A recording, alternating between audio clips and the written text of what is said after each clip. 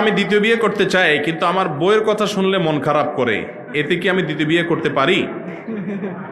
এই কলিজা নিয়ে দ্বিতীয় বিয়ে করার চিন্তা করতেছেন মিয়া?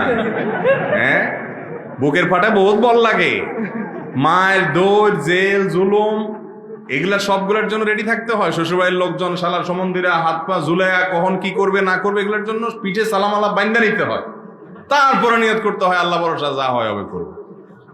হ্যাঁ, আপনি বউর কথা মনে উঠে বুক দরপড় করে আবার আপনি দ্বিতীয় বিয়ে করার চিন্তা করতেছেন, এই কুল জানি দ্বিতীয় বিয়ে?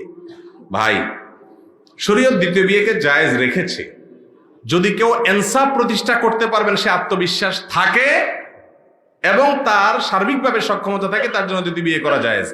আর যদি কেউ জানে দ্বিতীয় বিয়ে করলে ছোট বউ নিয়েই পড়ে থাকবো, বড় বউর হক আদায় করা হবে না, হিসেব করে তার সাথে একদিন এর সাথে একদিন এভাবে থাকা হবে না, আমি হেরফের করে ফেলবো, একজনের প্রতি বেশি দুর্বল হয়ে তাকে বেশি সময় দিব, এরকম আশঙ্কা থাকলে তার জন্য দ্বিতীয় বিয়ে করা জায়েজ।